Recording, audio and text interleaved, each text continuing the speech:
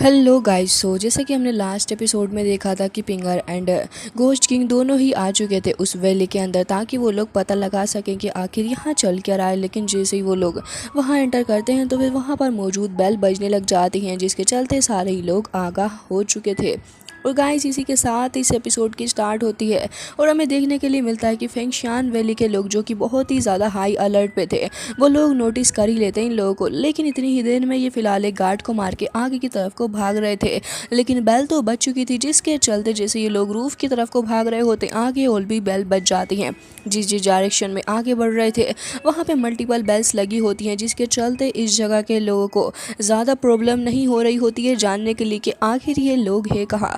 इसी के साथ यहाँ पे घोस्ट किंग सोच रहा होता है कि वो काफ़ी बुरा इस जगह पे फंस गया एंड यहाँ पे हर जगह ही बेल लगी पड़ी है। इसके चलते वहाँ से यहाँ पे कुछ आगे पता लगाना तो दूर, बल्कि यहाँ से जाना ही बहुत ही ज़्यादा बड़ा टास्क इन लोगों के लिए होने वाला है, क्योंकि अब काफ़ी सारे सोल्जर्स बाहर निकल के आ चुके होते हैं अपनी अपनी सोर्ड लेके। इवन फैन को भी देखते हैं जो कि आगे बढ़ गया था घोस्ट किंग को पकड़ने के लिए, उसके साथ ही भी वहाँ उसके साथ आगे बढ़ रही होती है। एंड पिंगा जैसे ही नोटिस करती है थाउजेंड्स ऑफ सोल्जर्स आगे बढ़ रहे हैं, तो फिर यहाँ पे हमें देखने के लिए मिलता है कि ये लोग कुछ बचे कुछ सोल्जर्स को मार के ही अब आगे बढ़ रहे थे, क्योंकि इसके अलावा तो कोई दूसरा ऑप्शन इन लोगों के पास था नहीं, जिसके चलते इन्हें इसी के ऊपर कंटिन्यूटी में बनाते हुए आगे बढ़ते रहना पड़ता है। हालांकि यहाँ पे सोल्जर्स चारों ही तरफ से इन लोगों को घेर चुके थे एंड कोई उम्मीद नज़र नहीं आ रही होती इन लोगों के यहाँ से बच के जाने की। घोस्ट किंग तो खैर अपने आगे आने वाले सारे ही लोगों को मारते हुए आगे बढ़ रहा होता है। पिंगर बस उनसे बचने की कोशिश कर रही थी और ज़्यादा अटैक करने के चक्कर में नहीं फंसती। हम देखते हैं कि एक साथ काफ़ी सारे लोगों को घोस्ट किंग मार देता है। जैसे आगे बढ़ रहे थे तो बेल एक बार फिर से बच जाती है, मतलब कि फेंगशियान वैली के लोगों ने काफ़ी अच्छा इंतज़ाम कर रखा है। ये लोग सामने की तरफ को जा ही रहे थे, लेकिन तभी एल्डर लू वहाँ जाते और एक काफ़ी पावरफुल स्लैश अटैक कर देते हैं सामने से।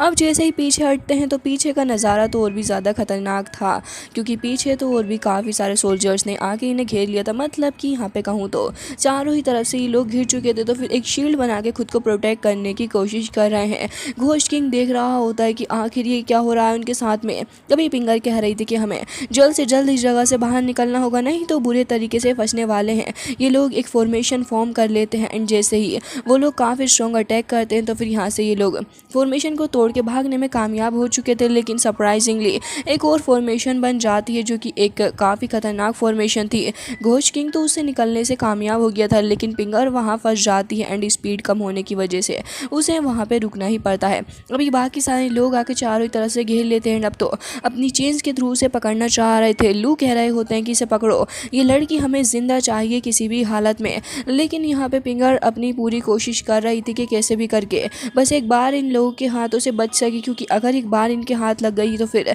ये लोग तो उसे मार ही डालेंगे। पिंगर अपनी पूरी कोशिश करते हुए उन चेन से ही आगे का रास्ता बना रही थी, लगातार उन चेन से बचती जा रही होती है। साइड में घोस्ट किंग को देखते हैं जो कि एक स्टोन के पीछे जाके छिप गया था, क्योंकि उसे पता था कि अगर डायरेक्टली सामने जाएगा तो फिर चीज़ें उसके ऊपर भी भारी पड़ने के चांसेस काफ़ी ज़्यादा हैं।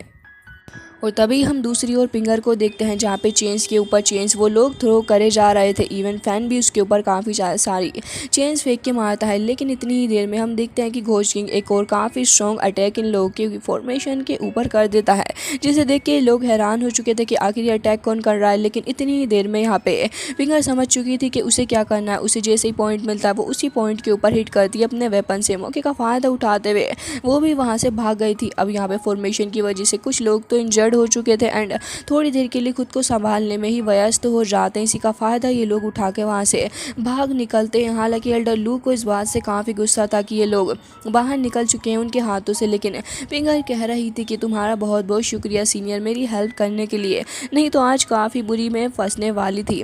तो फिर यहाँ पे कोशिंग कह रहा होता कि परेशान मत हो, बट सरप्राइजिंगली यहाँ पे एल्डर ने एक तिलिस्मान लगा दिया था जो कि ट्रैकिंग तिलिस्मान था एंड इसी के चलते ये लोग काफ़ी आराम से पता लगा पाएंगे कि आखिर घोस्ट किंग एंड पिंगर कहाँ जा रहे हैं। तभी यहाँ पे हमें फैन क्यू देखने को मिलता है जो कि कह रहा था कि मुझे नहीं पता था कि ये लोगों के कुछ मॉरल्स वगैरह बिल्कुल भी नहीं होते। कह रहा होता है कि एल्डर लू आप तो सामने आए लेकिन फिर भी आपने कुछ नहीं किया। तो एल्डर लू को और भी गुस्सा आ रहा होता है एंड कह रहा होता है कि तुम बस भी करो, तुमने काफ़ी ज़्यादा बड़ी गलती की है, इसका इल्ज़ाम मेरे ऊपर थोपने की ज़रूरत नहीं है। तो फैन ने उसके साथ ही हाथ जोड़ लेते हैं एंड कह रहे थे कि एल्डर लू हमारा वो मतलब नहीं था। वो लड़की कह रही होती है कि अब आगे हमें क्या करना है, सिस्टर से पूछना होगा। एल्डर लू भी यही कह रहे होते हैं कि जाओ जाके ब्रदर यिन को रिपोर्ट करो इस बारे में, क्योंकि मैं तुमसे कुछ भी बात नहीं करना चाहता। तो फिर फैन एक बार फिर से रुक गया होता है एंड कह रहा था कि मुझे लगता है कि आपको अपनी ड्यूटी को सीरियसली लेना चाहिए। तो वो कह रहे थे कि यही बात मैं तुमसे भी कहना चाहता हूँ फैन।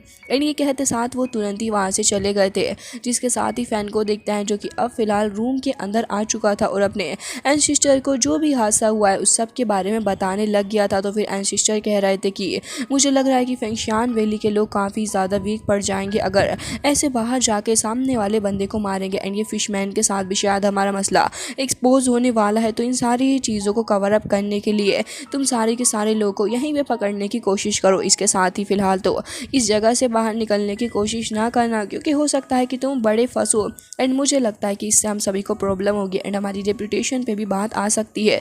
मुझे ऐसा क्यों लग रहा है कि तुम कुछ छुपाने की भी कोशिश कर रहे हो फैन। तभी फैन घबरा जाता है, कह रहा था कि ऐसा कुछ भी नहीं है, अगर आपको ऐसा लगता है तो प्लीज़ मुझे पनिश करिए। तो हमें देखने को मिलती है काफ़ी सारी एनर्जी। एंड सिस्टर कह रहे थे कि जाओ जाके यहाँ पे एक डेड मार्क बना दो एंड सारे ही लोगों से कहो कि जो लोग इंजर्ड हो चुके हैं उन्हें रिकवर करा जाए एंड यहीं से रह के सारी सिचुएशन को देखो।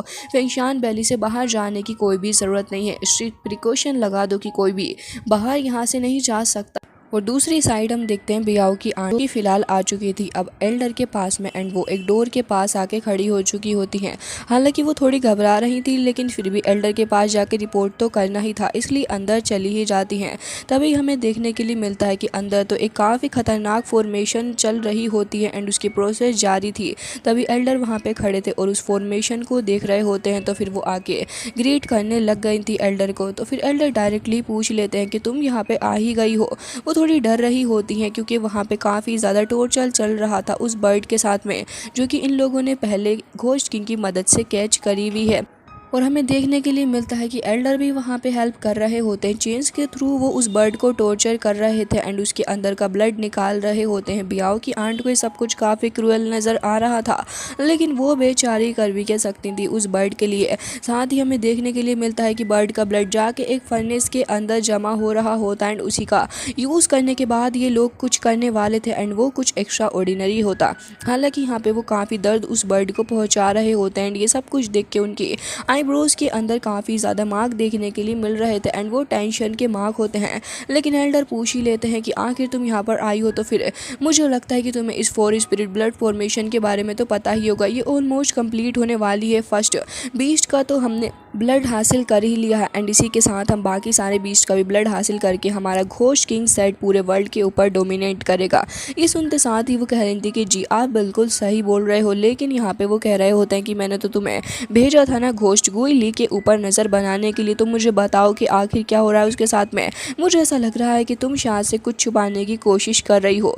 तभी वो कहने लग गई थी कि हाँ मुझे लगता है कि वान दुआ मैन के साथ में उसका कुछ ना कुछ तो चल रहा है। वैसे भी मुझे लग रहा है कि इस सेक्ट के साथ में उसके कुछ ना कुछ ताल्लुकात तो ज़रूर चाहिए, क्योंकि जब ये लोग आपस में फ़ाइट कर रहे थे एंड सब कुछ काफ़ी ज़्यादा डिस्ट्रॉय हो चुका था, तभी वहाँ पे टैलेंटेड जनरेशन की एक वुमेन मैंने देखी। तो वो कहने लग जाते हैं कि आखिर मसला क्या है, पूरी बात मुझे बताओ।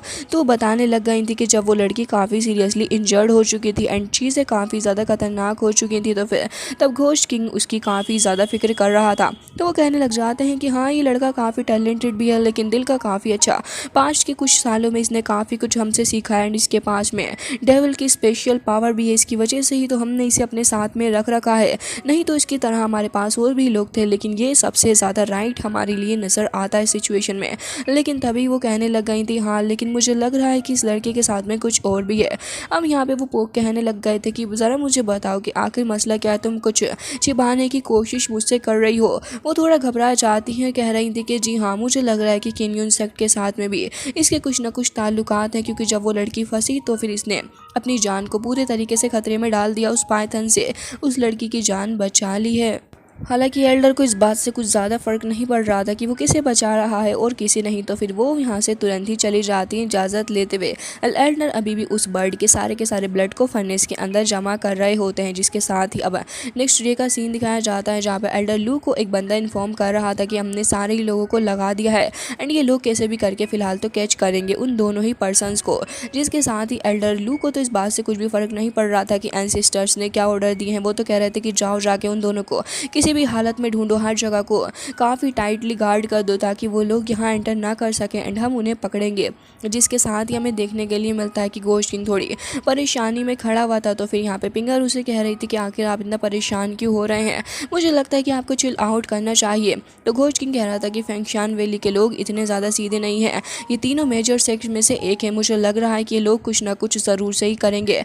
तो यहाँ पे पिंगर आगे बढ़ रही थी एंड कह रही थी कि इतना ज़्यादा ना घबराइए, मेरे पास में कुछ ना कुछ तरीका है। उसके हाथ में एक डोल होती है। साथ ही हम देखते हैं कि एल्डर लू ने उस तिलिस्मान का यूज़ करते हुए इन लोगों को ढूंढ लिया था। यहाँ पे घोस्ट किंग खड़ा था तो वो अपने साथियों के साथ आगे बढ़ते हैं एंड हमें पिंगर भी देखने को मिलती है एंड घोस्ट किंग भी शायद से कुछ अजीब सा ही यहाँ पे हो रहा है। तभी हम देखते हैं कि यहाँ पे घोस्ट किंग भाग रहा था तो बाकी सारे लोग उसके पीछे भाग रहे होते हैं। घोस्ट किंग अपनी पावर का इस्तेमाल करते हुए इनके ऊपर अटैक कर रहा था तो फिर एल्डर लू भी अटैक करते हैं एंड यहाँ पे हमें देखने के लिए मिलता है कि घोस्ट किंग काफ़ी तेज़ी के साथ वहाँ से भागने की कोशिश कर रहा था। एल्डर लू लगातार अटैक पे अटैक कर रहे थे तो रिवर के थ्रू होते हुए घोस्ट किंग वहाँ से निकलने की कोशिश करता है। अपने रेड ओरा का इस्तेमाल करते हुए भी काफ़ी सारे अटैक लू के ऊपर करता है लेकिन लू उससे बच गए थे, बल्कि वो भी काफ़ी स्ट्रॉन्ग अटैक कर देते हैं। लेकिन जैसे ही अटैक करके उस जगह से बाहर निकलते हैं तभी यहाँ पे वो लोग देख रहे थे कि आखिर घोस्ट किंग कहाँ गायब हो गया, सडनली इतनी जल्दी कैसे गायब हो सकता है वो। अब ये नज़ारा देख के वो तो कंफ्यूज थे ही लेकिन और भी बाकी सारे लोग भी कंफ्यूज ही होते हैं। तो फिर एल्डर लू अपने सारे के सारे लोगों को आदेश देते हैं कि ढूंढो, आखिर इतनी जल्दी वो कहाँ जा सकता है, मुझे उसके ऊपर भरोसा नहीं। ये लोग थोड़ा आगे की तरफ को बढ़ने लग गए थे तो फाइनली इनकी नज़र पड़ जाती है एक ट्री के ऊपर जहाँ पे इन्हें देखने के लिए मिलता है कि वो ट्रेकिंग तिलिस्मान तो फिलहाल इस जगह पे लगा हुआ है। ये सब कुछ देखने के बाद तो एल्डर लू का खून और भी ज़्यादा खोलने लग गया था कि आखिर ये सब कुछ हो गया एंड ट्रेकिंग तिलिस्मान का इस्तेमाल करते हुए वो लोग उसे ढूंढ ही नहीं पाए। हालांकि इन लोगों ने काफ़ी अच्छे से चकमा दे दिया लू एंड उसके गार्ड को, जिसकी वजह से यहाँ पे काफ़ी ही ज़्यादा एम्बेरस वो गार्ड हो रहे होते हैं लू की इस बेवकूफ़ी के ऊपर कि वो कितनी आसानी से इस ट्रेकिंग तिलिस्मान के ऊपर भरोसा कर रहा था। साथ ही हम देखते हैं कि लू को गुस्सा इतना ज़्यादा आ रहा था कि वो उस पूरी की पूरी ट्री को ही काट डालता है। जिसके साथ अब हमें नेक्स्ट सीन दिखाया जाता है जहाँ पे हमें बियाओ की आंट देखने के लिए मिलती हैं जो कि अपने साथी के साथ में आगे जा रही होती हैं, बल्कि वो फिलहाल थोड़ी टेंशन में थी तो वो पूछने लग जाते हैं कि आखिर सब कुछ ठीक तो है। तो वो कह रही थी कि घोषली क्या वो ठीक है एंड मुझे लग रहा है कि चीज़ें काफ़ी खतरनाक उसके साथ होने वाली हैं। तो फिर वो समझा रहे होते हैं कि ऐसा कुछ भी नहीं है, लेकिन हाँ जो चीज़ें हो रही हैं घोषली के वो सब कुछ एल्डर का ही किया धरा है, वैसे भी हम लोग कुछ और तो कर नहीं सकते। तो फिर यहाँ पे आंट कहने लग जाती हैं कि वैसे अगर आज हमारी ब्याह जिंदा होती तो सब कुछ काफ़ी सही होता और शायद से घोषली को भी इतने ज़्यादा स्ट्रगल नहीं करना पड़ता अपनी लाइफ में। हालांकि गाइस इसी के साथ ये एपिसोड हो जाता है एंड आई होप आपको पसंद आया होगा। मिलते हैं नेक्स्ट वीडियो में, तब तक के लिए bye bye, take care of yourself.